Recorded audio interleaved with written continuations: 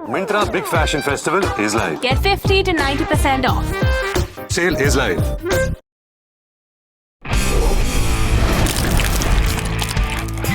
आएंगे बार बार।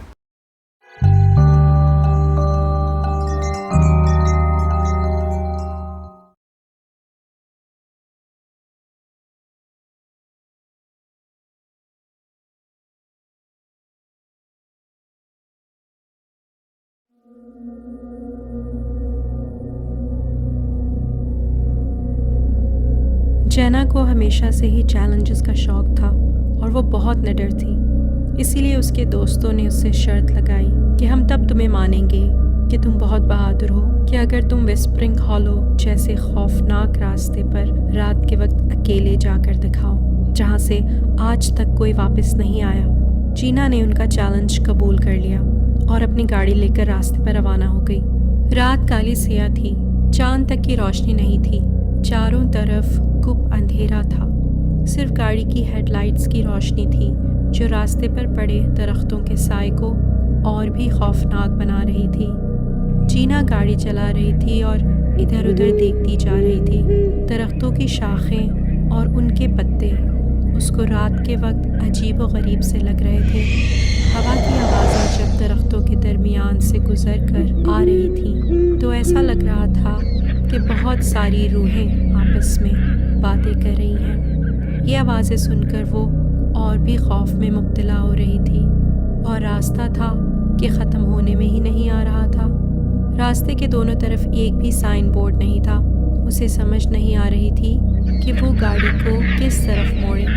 इसी दौरान वो ये भी सोच रही थी कि लोग किस तरह यहाँ आते हैं और फंस जाते हैं, कोई वापस नहीं लौटता। ऐसा क्या है इस जगह? अचानक से उसका रेडियो बजने लगा जो कि काफ़ी टाइम से ख़राब था और उसमें से अजीब सी आवाज़ें आना शुरू हो गईं, जैसे कि उसे कोई कुछ बताने की कोशिश कर रहा है। वापस चली जाओ, आवाज़ ठीक से सुनाई नहीं दे रही थी, पर जीना को समझ में आ गया कि वो आवाज़ उसे क्या मैसेज देना चाह रही थी और उस मैसेज को सुन के उसके जिस्म में कपकपी सी तारी हो गई। वो आवाज़ उससे कह रही थी कि वो यहाँ से वापस चली जाए, मगर जीना फिर भी गाड़ी चलाती रही। कभी उसको अपने सामने रोड पे अजीबो गरीब सी शक्लें नज़र आती जो तेज़ी से उसके सामने से गुज़र जाती, मगर जीना उनको अपना वहम समझ के उन पर ज़्यादा तवज्जो नहीं देती थी।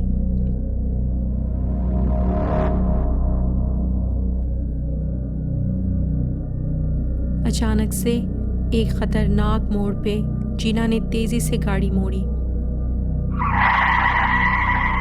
तो सामने का मंजर देख के उसकी आंखें फटी की फटी रह गईं। उसने तेज़ी से ब्रेक लगा के गाड़ी को रोका।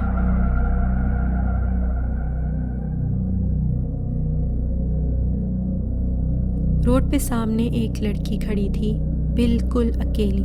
उसके काले काले लंबे बाल उसके चेहरे पे पड़े हुए थे। वो लड़की जीना की तरफ अपनी खाली आंखों से घूर रही थी और जीना के जिस्म में उसको देख के जैसे खून जम सा गया हो।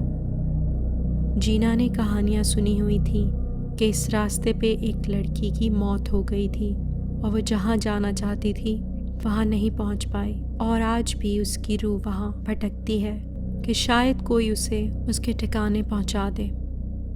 जीना ने हिम्मत करके उस लड़की से बात करने की कोशिश की।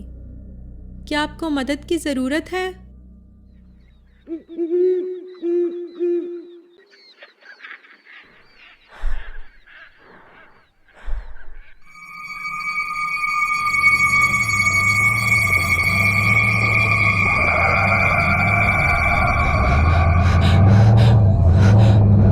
अब अच्छी तरह अंदाज़ा हो गया था कि यहाँ आना उसकी बहुत बड़ी भूल थी। उसने और तेज़ी से गाड़ी चलाना शुरू कर दी ताकि वो वहाँ से जल्द निकल सके। अचानक से रेडियो दोबारा चलना शुरू हो गया।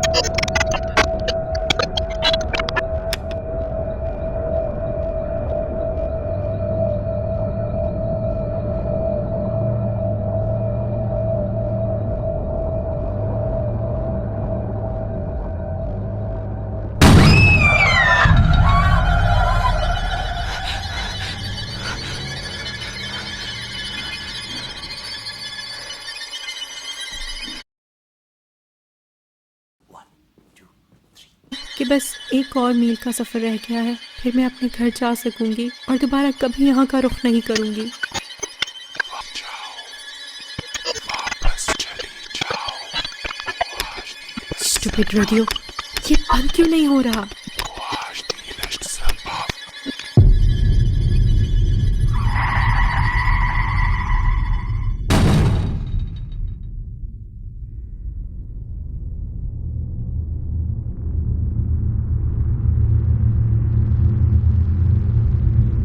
बिल्कुल वैसे ही जैसे और लोग इस खौफनाक रास्ते पर गए और कभी वापस नहीं आए, जीना के साथ भी वही हुआ।